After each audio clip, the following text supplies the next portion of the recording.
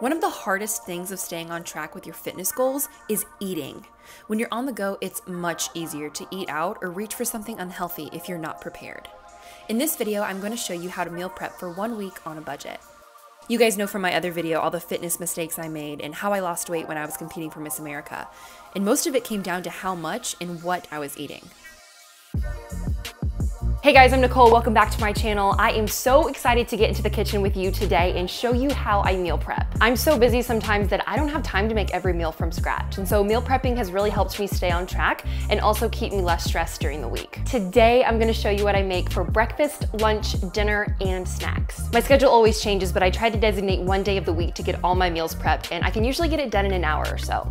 When you're first starting out, it might take you a little longer than an hour, but as you keep doing it, you'll get better and you'll get quicker and it won't take as long. The first thing I do is start with the things that take the longest. So for our Buddha bowls, I'm gonna get the rice going because that's probably gonna be the longest. For this, you can use any kind of brown rice, white rice. You can even use quinoa. I have white quinoa, red quinoa, or I even like this chickpea pasta. This is essentially, it's a different form of rice. It's gluten-free and it's made by a company called Banza. They make different pastas and rices out of garbanzo beans, and they're so yummy. I always keep my pantry stocked with these staple items because they're really inexpensive and they're so easy to whip up and have in your meals. Today, I think I'm actually gonna go with the quinoa.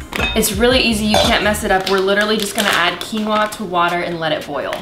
This week, we're making Buddha bowls, chicken taco salads, overnight oats, and egg muffins. I forgot to mention that. So we're just gonna get the quinoa started here, turn on the stovetop, and then wait till it starts to boil. Then we're gonna reduce the heat to low, put the cover back on for about 45 minutes. Now we're gonna preheat our oven to 400 degrees to get the vegetables ready to roast. While the quinoa is boiling and the oven is heating up, I'm going to chop up my sweet potatoes. Now, I like to use yams and sweet potatoes. Yams are the orange ones and sweet potatoes are the yellow ones or white ones. So I'm just gonna chop these up into chunks so that we can roast them and then add them to the bowls. Roasted vegetables are my favorite. They're so easy to make. You can chop up whatever your favorite vegetables are, roast them all in a big batch, and then add them to bowls like we're doing this week or just have them ready to go. Okay, now once the veggies are all cut up, we're just going to put them on a nice big flat pan. This part is so easy. I'm just gonna drizzle some olive oil over the top like this. And then you can use any kind of seasonings that you want. I love just being simple and doing salt and some like oregano seasoning. This is one I found at Sprouts. It's a salt-free, just original seasoning blend. It's super yummy. I'm just gonna put a little bit of salt in my palm, sprinkle it over the potatoes, give it a little bit of this, and then I'm just gonna kind of toss them around like this to make sure they're all nice and coated. And then we're gonna stick them in the oven. The vegetables will roast for about 20 to 40 minutes, but just keep your eye on them and you can tell when they're about done. The next thing we're gonna get started is our chicken. Now, I'm so excited about this. I got this Pampered Chef, I think it's called a rock pot. It's basically a crock pot, but it's not a crock pot because this ceramic pot comes out of it. And this is essentially, this is the hot plate. So you turn this on and it gets really hot. But this, you can either stick it in here and use it as a crock pot. You can also stick it in the microwave. You can stick it in the oven.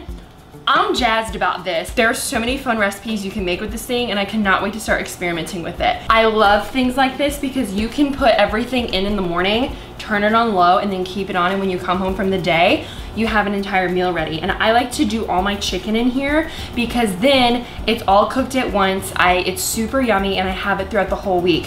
So I just have these plain boneless chicken breasts that I'm going to take out and layer in the bottom. I'm gonna sprinkle some olive oil on it, maybe put a little bit of water in so it doesn't get dry, a little bit of salt, cover it up, turn her on, and then I can leave, and 8 hours later, it'll be ready to go.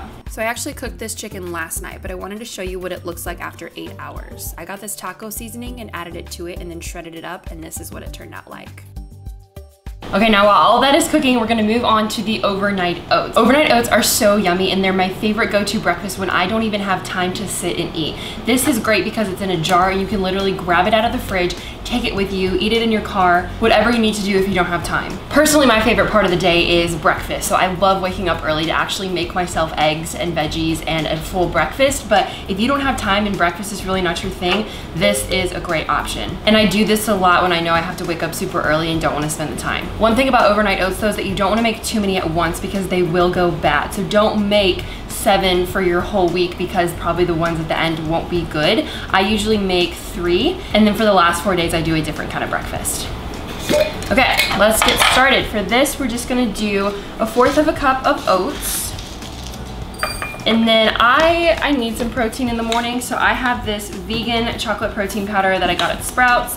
It's a humongous tub, so it lasts a long time and it's really good. I'm just gonna put a scoop of chocolate protein powder in there. A yummy way to start the day. I always add cinnamon, even though it might seem kind of weird. Cinnamon helps you digest carbs better. So we're gonna put some cinnamon in. So when I add liquid to this and I leave it in the fridge overnight, all the oats are gonna expand. And one thing that helps it expand and get thicker as well is chia seeds. So we're gonna do a tablespoon of chia seeds. And that'll add some good omega-3 fats in there. And then all you have to do is add some almond milk, shake it up, put it in the fridge, and you're done. Another breakfast option is egg muffins. It's so easy. You basically chop up whatever vegetables you want, crack some eggs into a bowl, add a little bit of salt or seasoning, pepper, whip them up, and then add the vegetables to the egg, and then spray a muffin tin. You're going to then put the egg mixture into the muffin tins and bake them until they are fully cooked. This is such an easy, yummy, delicious way to get your protein in the morning. I love making these. They're easy to grab when I'm on the go and don't have time to make breakfast. Looks like our veggies are about done, so we're gonna pull these out of the oven, let them cool, and keep on cooking. Next, I'm gonna heat up a skillet, spray it with some olive oil, and start to cook my meat. Now, if you don't wanna have meat, if you're vegetarian or vegan, totally fine, you can substitute this. I like to have a little bit of protein, so I'm just cooking up some ground beef here and seasoning it with some smokehouse barbecue seasoning. Then in another skillet, I'm going to add some olive oil and then add my chopped vegetables, usually peppers and green beans, and saute those until they're nice and cooked. And it looks like everything is just about done. Now it's time to assemble everything. So we're gonna start with the chicken taco salad. I am going to chop up some lettuce here. For the chicken taco salad, we're just gonna chop up some lettuce here and put it into a Tupperware as the base. Then we're gonna add the shredded chicken that we just made. Next, we're going to chop up some tomatoes, add those to the top, put some black beans on top of that. Then I'm gonna cut open an avocado, slice half of it, and then scoop it on top of the bowl. I love these seeeee grain-free tortilla chips. This is the lime flavor. So I'm just gonna put these in a separate compartment so they don't get soggy. And then I'm gonna flip this upside down, put it on top of my Tupperware, and this nifty little thing screws it all together. Woohoo! For our Buddha bowls, we're gonna divide the quinoa up into all of our Tupperwares for the week. Then we're going to add the meat and basically just layer everything that we have for the bowls. Next is the roasted sweet potatoes and veggies. And lastly, the sauteed green beans and peppers. Like I said before, you can use whatever kind of vegetables you want, whatever are your favorite. It really doesn't matter. These bowls are very customizable. When it's time to actually eat the meal, I love dicing up an avocado and putting it on the top.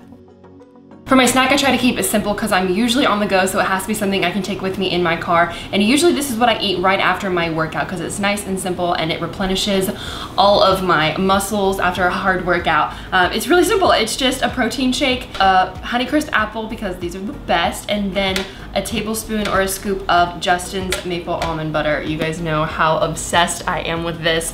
I go through one of these jars way quicker than I'd like to admit. And I know Justin's can be a more expensive almond butter. You don't have to get Justin's, you can get any kind of peanut butter or almond butter. I just love nut butter and this happens to be my favorite, so this is something that I like to buy when I can. Because protein powder can get pretty thick pretty quick, I wouldn't recommend prepping your protein shakes because they'll just kind of sit in the fridge and get all weird. But what you can do, I use these snazzy little blender bottles. You can get these at Target. They're just little plastic cups that have measuring increments on the side, and then it has this nice little, I don't even know what this is. It's like a metal accordion ball thing, but it's what shakes everything up and makes sure it's blended. But what's cool is that they come with these little containers that screw right onto the bottom where you can store your protein powder. So I always, when I'm prepping, I'll just put a scoop of protein powder into here, and then whenever the day comes, I just grab my cup, my powder, it's all together as one, and then when I'm done at the gym, I just open this up and mix it in. I just do a cup of liquid per scoop of protein powder. You can also use water if you don't want to use milk, but it's really simple. It has your protein, your carbs, and your fat, so it's a well-balanced meal and super yummy. Now for my second snack of the day, it honestly really depends on my day. Sometimes I'm so busy that I end up eating lunch late and then I'm not hungry enough for a snack, so I just wait until dinner. But other times I am hungry and feel like I could eat the entire world, and so I need 2 snacks. But then it just kind of depends on what I'm feeling like.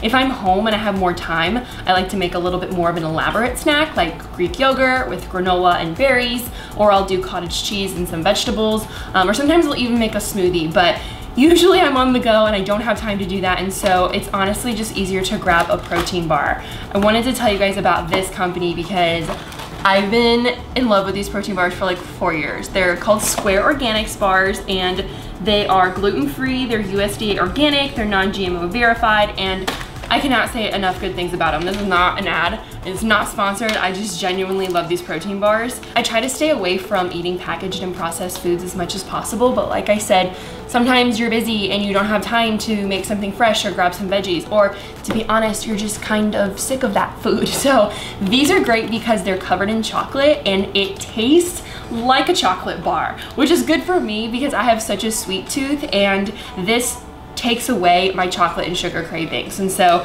I can trust these. I know they're a good healthy snack, and I usually pick these up and take them with me on the go, so they're great. If you want to try a box of these, they actually did give me a discount code, so I'll put that in the description box below if you want to get a box for yourself, but these are great. Okay, now the big question is, how much does it all cost? Buying and making food for an entire week sounds like it would cost a fortune, right? Well, I have my receipts, I've added up the totals, and if I've done my calculations correctly, the grand total for everything we just made for one whole week is $51. Not bad. Now I subtracted the things that I already had in my pantry, like the quinoa, brown rice, oats, protein powder, those staples. I usually buy in bulk all at once, so if you don't already have those, your price might be a little bit more expensive, but once you buy those, get them in a very large size because they'll last a long time and it'll be a lot cheaper in the long run, and you won't have to buy those every single time. But I wanted to do this to show you and prove to you that it is possible to be healthy on a budget. You don't have to break the bank. There are so many creative things you can do with fresh whole foods, and I want to challenge you to get out into your grocery store, find things that you like and that work for you. If you're not already meal prepping, you should. It saves you so much time, it saves you money, keeps you from eating out, helps you stay on track with your fitness goals, and keeps you less stressed during the week. There are so many benefits to it, and ever since I started doing it, I feel way more organized and I'm so much more productive. It does take a little bit of planning and prep work, but I can assure you if you do it, you will thank yourself, and in the long run, it will definitely pay off. Let me know down below what other kinds of recipes you want to see, but I hope this was helpful and gave you some more insight into how to meal prep. If you haven't already, please subscribe to my channel, smash that like button, and turn on your post notifications so you're the first to see my new videos. Thanks so much for tuning in this week. We'll see you soon.